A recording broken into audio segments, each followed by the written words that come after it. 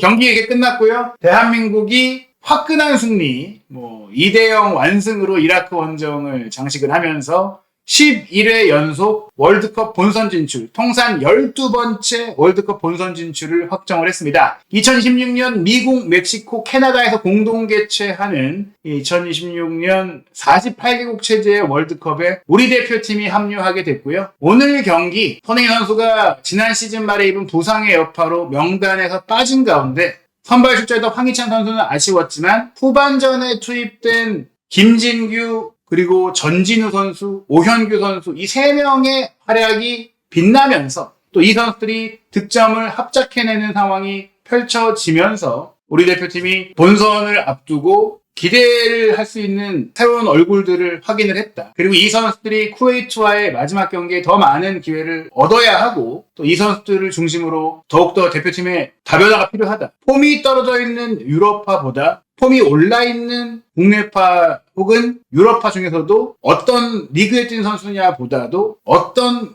페이스를 보이고 있는 선수를 중용하는 게 필요한지를 확인할 수 있는 경기였다. 전반전 초반 우리가 공격 주도권을 가져갔지만 상대는 지키다가 역습하는 방향으로 나왔고 실제로 역습도 있었어요. 그리고 우리의 공격이 주도됐고 오히려 상대의 역습이 강화되던 과정 속에 이라크 입장에서 불응했던 것이 알 하마디 선수, 최전방 공격수로서 또 후세인 선수가 징계로 뛸 수 없는 과정 속에 가장 큰 역할을 해줘야 되는 선수가 퇴장당했다는 것은 최전방 공격수가 퇴장을 당했기 때문에 수비적인 면에서는 타격을 주지 못했지만 결국에는 수비도 상대의 이 수비를 흔들 수 있는 선수가 있어야 더 여유있게 진행이 될 수 있기 때문에 이 퇴장이 우리가 확실하게 경기를 주도할 수 있도록 만들어줬어요. 물론 이 주도 상황이 황희찬 선수가 왼쪽 사이드에서 조금은 답답한 모습을 보여주면서 또 기회를 놓치기도 했고 골대 강타의 불운도 있었다는 점에서 결과로 이어지지 못했지만 그래도 이 퇴장 이후 우리 공격의 활로가 열리기 시작했고 두 번의 골대 강타 이후 결국 후반전에 그 아쉬웠던 포지션, 위치의 선수들을 홍명보 감독이 적절한 시점에 빠르게 교체해주면서 득점으로 이어졌기 때문에 경기 운영을 잘 했다라고 말씀드린 거고요. 전체 경기 기록을 보시면 우리가 67%로 원정에서 확실하게 공을 소유하고 경기를 했고 두 번의 빅찬스를 만들면서 2골을 또 만들어냈고 6번의 슈팅을 통해서 이 슈팅이 또 모두 유의미한 슈팅으로 이어졌기 때문에 그것도 좋았다. 특히나 손흥민 선수가 없는 과정 속에서 6개의 슈팅 중에 2개가 골이 됐고 2개는 골대를 때렸다. 빗나간 슈팅도 나쁘지 않았다. 그리고 6개의 슈팅 중에 3개가 박스 안, 3개가 박스 밖에서 나왔다는 점에서도 중거리 슈팅과 문전 침투 슈팅이 다채롭게 나왔다. 우리의 공격이 후반전에는 특히 좋았다고 할 수 있고요. 또한 우리가 이 전반전 같은 경우에는 황희찬 선수가 앞에서 굉장히 고립돼 있었어요. 이렇게 지원해주는 플레이가 부족했죠. 물론 이재성 선수가 올라가주고 또 오세훈 선수가 많이 앞뒤로 움직여주고 이강인 선수가 안쪽으로 들어와주고 서령원 선수가 올라와주는 상황들이 있었기 때문에 연계할 선수들이 주변에 없었던 것은 아니지만 분명히 상대가 체력적으로도 물론 떨어져 있지 않는 것도 있으나 황희찬 선수가 기본적으로 여기서 플레이가 좀 단조로웠거든요. 상대를 흔들어주지 못했단 말이에요. 물론 그러한 과정 속에 이렇게 알하마디가 공을 경합하는 상황에서 이 조유민 선수의 안면을 거의 발바닥으로 가격할 수도 있었던 요 행동이 VAR 체크를 통해서 퇴장 판정이 내려진 게 우리에게는 굉장히 결정적인 요인이 됐습니다. 이 상황 이후에 코너킥에서 짧게 해주고 리턴 받은 황인범 선수의 이 크로스 패스가 아주 좋은 위치로 이게 침투가 됐어요. 많은 선수들이 중앙에 몰려 있었지만 이 틈 사이를 노려서 바깥쪽으로 줬는데 이 황희찬 선수의 슈팅이 옆구무를 때린 겁니다.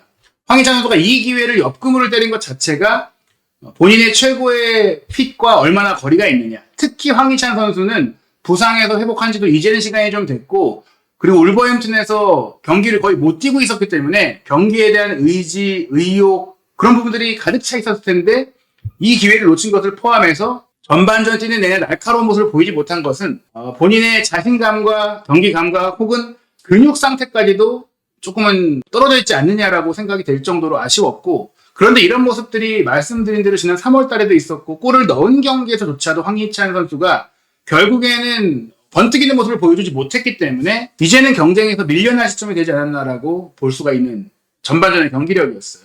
또한 전반전에 이강인 선수가 왼발로 올린 프리킥 크로스를 옵사이드 트랩을 뚫어내면서 이재성 선수가 들어가서 헤더 슈팅으로 가져간 게 아쉽게 크로스바를 넘긴 장면도 있었거든요. 그러나 전반전에 이 두 차례의 장면은 모두 또 세트피스 장면이기도 했고요. 앞선 장면은 코너킥 리턴 준 거, 지금 장면은 또 프리킥 크로스였고, 또 이 장면 역습에 들어갔을 때 이재성 선수가 반대로 크게 돌려주고 그 다음에 이강인 선수가 잡아서 슈팅 때린 게 크로스바를 이제 강탈해줬잖아요. 이런 장면들은 사실 여기서 침투에 들어오는 선수들이 있어서 열로 잘라줬어야지 더 확실한 기회가 될 수 있었기 때문에 이 하프 스페이스 공략이 전반전에 잘 이루어지지 못했다. 그런데 그게 후반전에 개선된 게 우리의 득점으로 이어질 수 있었다. 오세훈 선수가 여기에 있잖아요. 그런데 오세훈 선수가 분명히 오현규 선수보다는 활동력이 적고 또 황희찬 선수도 이 상황에서의 위치 선정과 포지셔닝과 연계 플레이와 콤비네이션 플레이가 안 좋다 보니까 오세훈, 황희찬이 요 하프 스페이스를 넘나들며 플레이를 할 때 물론 이 위치를 안 가는 건 아니지만 함께 시너지를 내지 못했던 것이 전반전의 가장 큰 아쉬움이었거든요. 그런 것들이 후반전에는 개선이 됐다. 어떻게 개선이 됐느냐?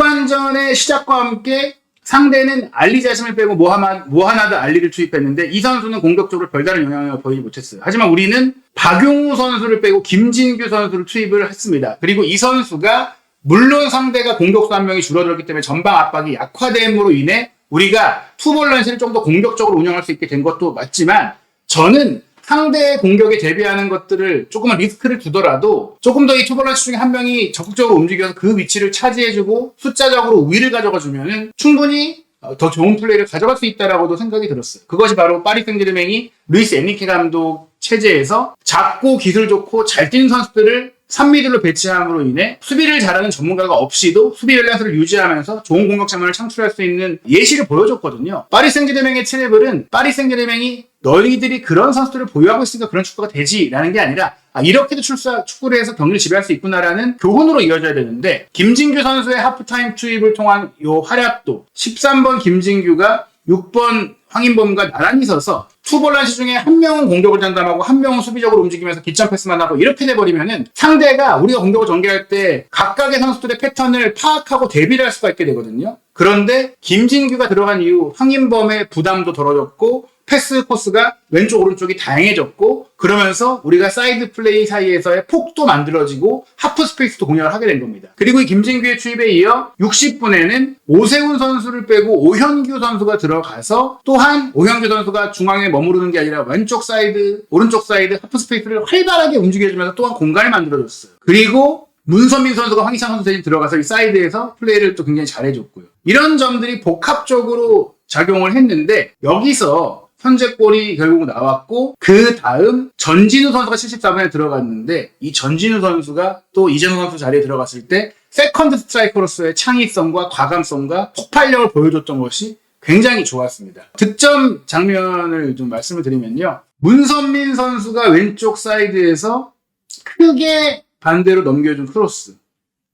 여기 공간이 비어 있었어요. 이 공간이 비어둔 것은 상대가 이제 압박을 타이트하게 들어왔다라는 거거든요. 크게 넘어온 상태에서 이제 올라왔던 선수가 서령우 선수가 이 공을 잡았어요. 그리고 짧게 뒤로 내줬죠.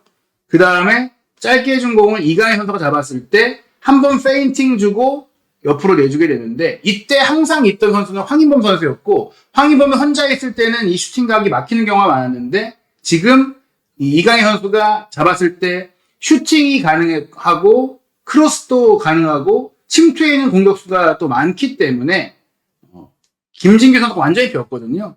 여기서 김진규 선수가 들어가서 공을 잡았을 때도 여유 있는 퍼스트 터치 그냥 슈팅을 때렸다면 막혔을 텐데 한 번 더 본인이 치고 들어갔어요. 그리고 치고 들어가서 상대가 몸을 던지니까 그때 감아 때렸단 말이에요.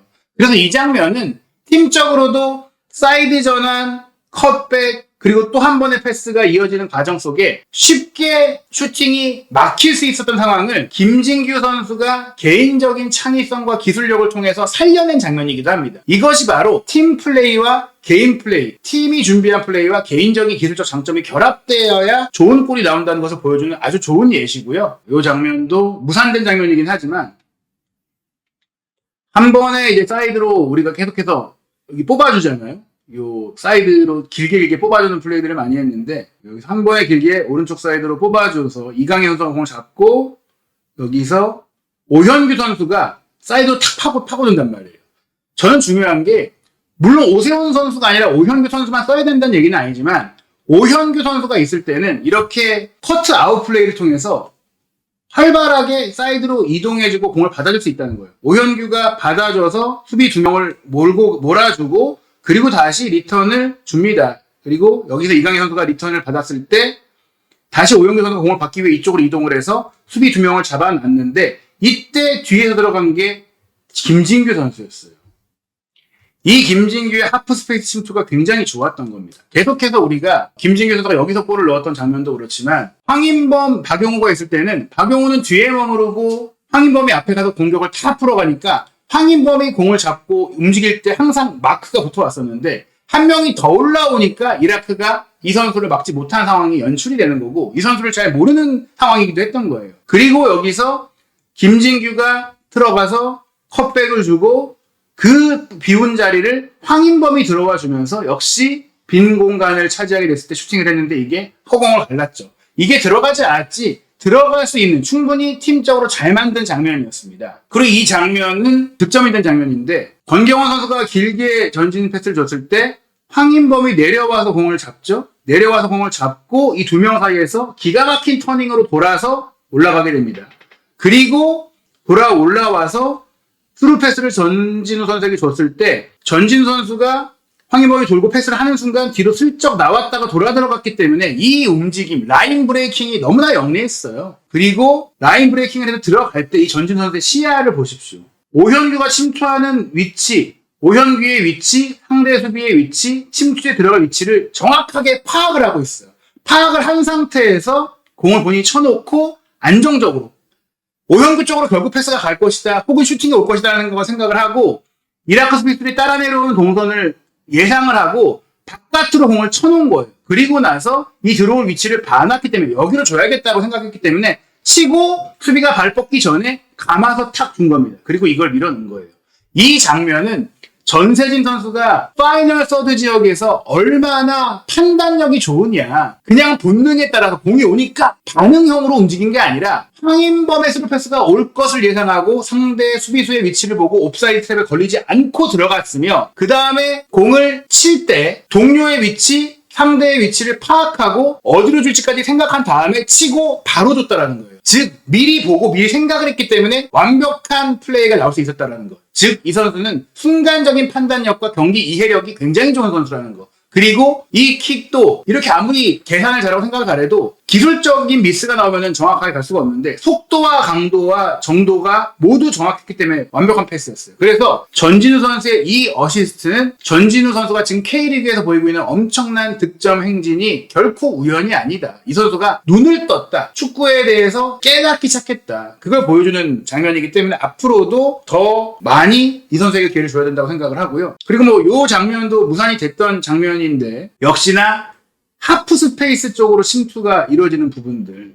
여기서 교체 들어왔던 최준 선수였는데 들어가서 컷백 준 거 오현규의 헤더 시도가 이제 닿지 못하고 상대의 자책골이 될 뻔했던 장면인데 이렇게 최준이 들어와서 보여줬던 크로스도 굉장히 좋았거든요. 교체로 들어온 선수들이 개별적으로 좋은 영향을 보여줬다는 것은 주목할 만한 상황이었다고 할 수 있겠고 오늘 경기 이 선수들의 이제 기록기만 평점을 보시면은 황인범 선수가 8.6점으로 MOM 평가를 받았고 이강인 선수도 7.3점의 높은 평점, 조유민 선수도 오늘 수비적으로 굉장히 좋은 커버력, 앞뒤로 움직이면서 굉장히 좋은 커버력을 보여줬기 때문에 주목할 만한데 그러나 교체로 들어왔던 선수들 김진규,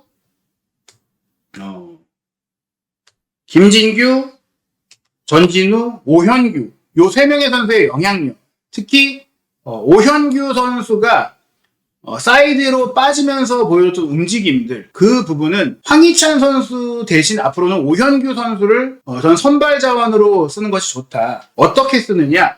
제 생각에는 오세훈 선수를 여기에 둔다면 손흥민 선수가 있을 때 요 옆을 차지해주겠지만 그게 아닌 상태라면 오현규 선수를 여기에 넣어야 된다. 그리고 이재성 선수가 여기 있으면은 서로 교차하면서 움직이는 것이다. 그리고 이 오현규 선수가 풀타임을 소화하지 않거나 이재성 선수가 풀타임을 소화하지 않는다면 전진우가 들어가면 되는 것이다.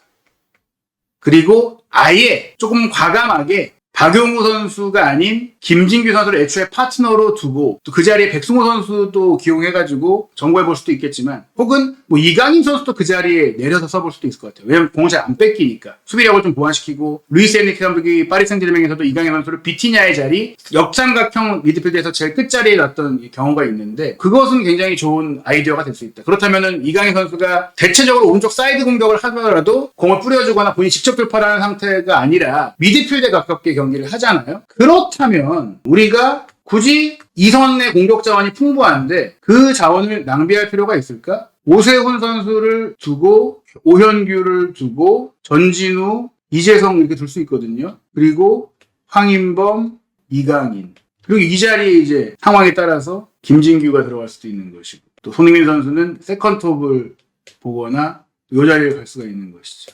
이런 형태로 운영을 한다면 어차피 이자리 선수가 안쪽으로 들어오기 때문에 이자리 선수가 안쪽으로 들어가서 커버 역할을 하고 이 전진 선수가 앞으로 올라갈 수 있고 조금 더 상대가 공격력이 강해서 우리가 좀 더 수비를 해야 되는 상황이라면은 뭐 이강인 선수를 올리고 이 자리에 김진규 내지 박용우를 쓸 수도 있겠지만 박용우 선수가 높이가 있으니까요. 이렇게 우리가 오현규, 전진우, 이런 김진규 이런 선수를 앞으로 더 많이 활용할 수 있는 상황이 돼야만 우리의 전 경기력이 더 올라갈 거라고 생각을 합니다. 즉 현재 시점에서는 황희찬 선수는 오현규, 전진우 선수의 도전에 직면해 있다. 쿠웨이트와의 경기에서는 이 선수들이 조금 더 많은 시간 오히려 선발 선수로서의 가능성까지 점검을 받아보는 기회로 주어졌으면 좋겠다. 우리가 이제 월드컵 본선 진출을 확정을 했기 때문에 쿠웨이트와의 경기는 새로운 선수들에게 기회를 주고 또 7월 동아시안컵은 당연히 뭐 새로운 선수들을 밖에 뛸 수가 없는 상황이니까 그 경기를 한 번 더 지켜보고 우리가 9월 A매치에 미국, 멕시코와 월드컵이 열리는 미국에 가서 경기를 치르고 10월에도 이 일본은 아르헨티나, 브라질과 지금 친선 경기가 추진이 되고 있는데 우리 대표팀도 이 팀들과 경기를 좀 타진해볼 가능성이 있을 것 같아요. 좋은 팀들, 월드컵 본선에서 만날 강팀들을 우리가 9월과 10월 A매치 그리고 11월까지도 이어질 A매치 일정을 통해 만날 수가 있을 것 같은데 그 일정 속에서는 우리가 이제 월드컵 본선 실전 모드로서 새로운 잘하고 있는 폼이 좋은 선수들을 적극적으로 등용하고 또 전반전에 이렇게 주도권을 잡고 골을 못 넣는 상황, 답답한 상황을 버텨내고 상대가 지친 후반전에 승부를 거는 축구는 아시아에서는 통할 수도 있을지 몰라요. 상대의 결정력이나 공격력이 좋지 않으니까. 그런데 월드컵 본선에서 우리가 만날 팀들은 한두 번의 기회를 골로 연결할 수 있는 좋은 팀들이고 우리가 골을 내주고 나서 후반전에 따라가려고 하게 되면 더욱더 조급해지고 경기 플레이가 잘 안 될 수도 있고 상대의 수비가 더 견고해질 수 있거든요. 그래서 저는 지금 아시아 예선전에서 홍명보 감독의 운영은 좋았다라고 보지만 결국 이 전반전에 경기력이 좋지 않은 점들이 계속 누적되고 있는 것들은 분명히 개선을 해야 된다. 그런 점에 있어서 고민이 필요하다. 그리고 그 점을 개선할 필요가 있고 후반전에 잘하는 선수들을 전반전부터 쓰고 후반전에는 그 선수들 대신 들어가서도 또 후반전에 새로운 흐름을 만들어낼 수 있는 선수들을 투입할 수 있을 정도로 경기력을 끌어올려야 된다. 오늘 경기